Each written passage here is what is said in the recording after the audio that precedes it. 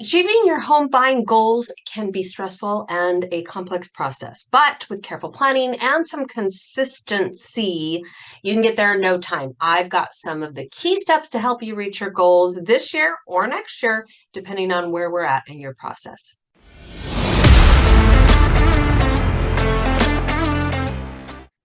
Hi, everyone. Katie Evans, owner and lead agent of the Living 48 real estate team, here to talk to you about some of the complex but predictable steps that you're going to need to take in order to buy a home. All right, let's talk about the first one. The first one is building your credit. Yes, one of the biggest influences on your ability to purchase a home is going to be your credit history, your credit score.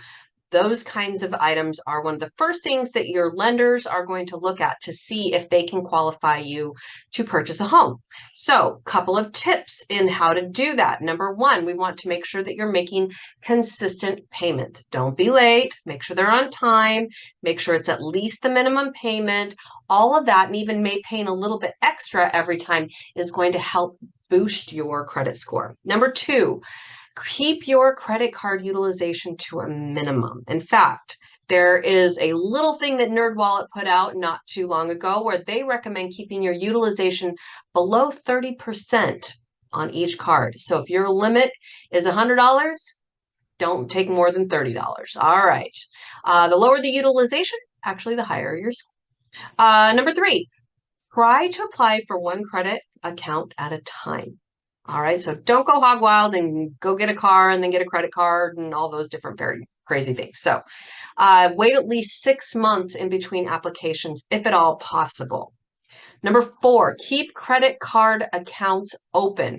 When you actually go through and you think, oh my gosh, I'm just going to close all these credit cards because I'm not using them. We're trying to get our credit score up, all those kinds of things. Closing those credit card accounts could actually lower your score because it lowers your available credit. So we don't want you to do any of that without actually talking with your lender and letting them help advise you as to what's going to help and what's going to hurt. All right. Second thing that I want you to consider in preparation for purchasing a home is you're going to need to save for your down payment. Now, down payments can be anywhere from zero down payment because you've got down payment assistance programs, which is going to have a higher credit score, all the way up to 20 or 30% down. There's programs with 3%, 5%. You and your lender are going to determine what is the best program for you, but it is best practice to just start banking as much money as possible so that you have those as your backup. You're going to need some cash for your down payment. You're going to need it for your closing costs. All right. Number three, you got to get pre-approved.